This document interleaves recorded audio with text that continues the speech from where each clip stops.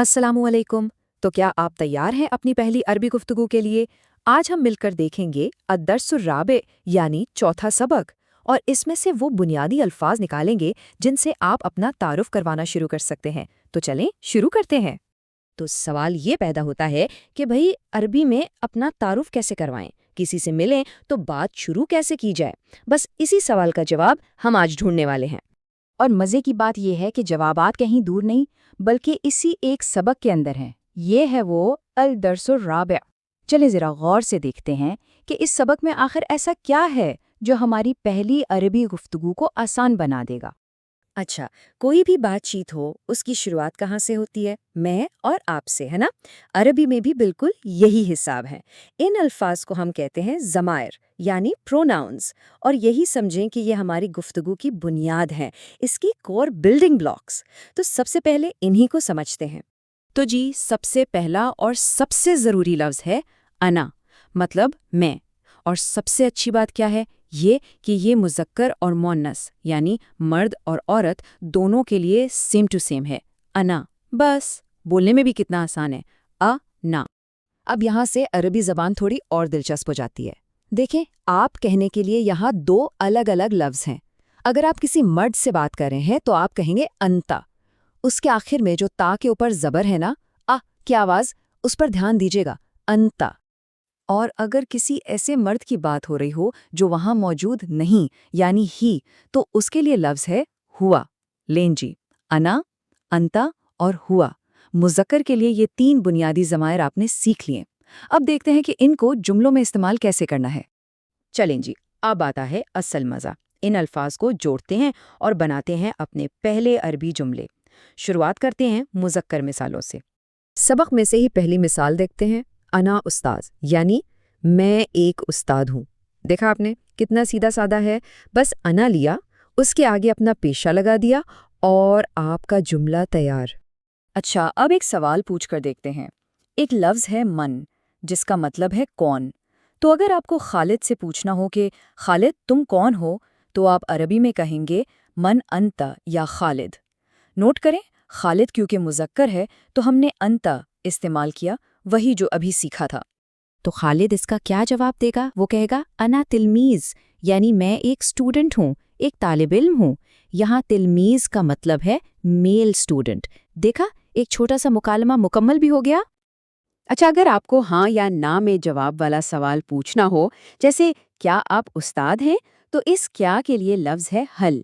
सवाल बनेगा हल अंता उस्ताद।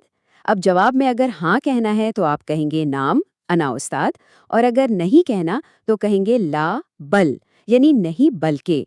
तो जवाब हो सकता है ला बल अना तिलमीज़। जबरदस्त। तो मुज़क्कर जुमले तो आपको बनाने आ गए। अब चलते हैं मुअन्नस यानी फेमिनिन फॉर्म की तरफ, और आप देखेंगे कि ये भी कोई मुश्किल काम नहीं, उसूल तकरीबन वही है।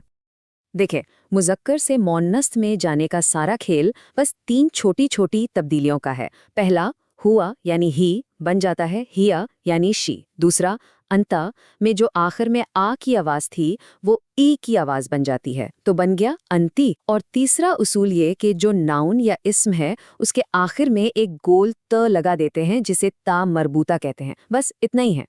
चलें, अब इसको इस्तेमाल भी करके देख लेते हैं। यादें हमने खालिद से सवाल किया था, अब वही सवाल फातिमा से करते हैं।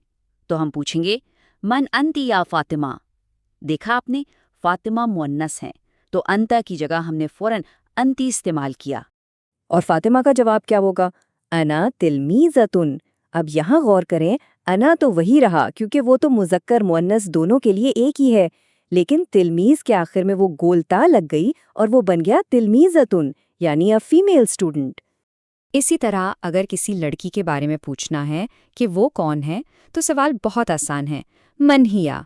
जहाँ हु था वहाँ सीधा सीधा हिया आ गया।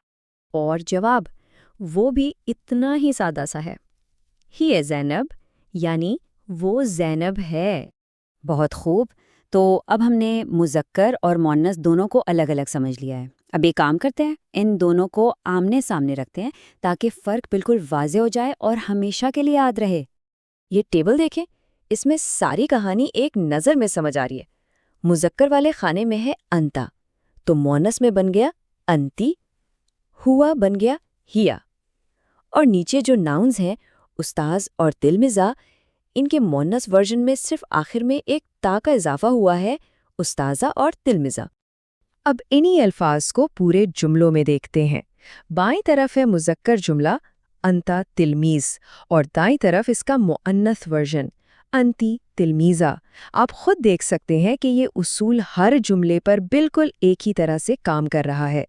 तो जी, आज हमने काफ़ी कुछ सीख लिया है। चलें, अब इन सब चीज़ों को इकट्ठा करते हैं, एक खुलासा बनाते हैं। ये समझें कि ये आपकी पहली अरबी गुफ्तगू के लिए एक मुकम्मल टूल किट है। तो इस टूल किट में है क्या क्या?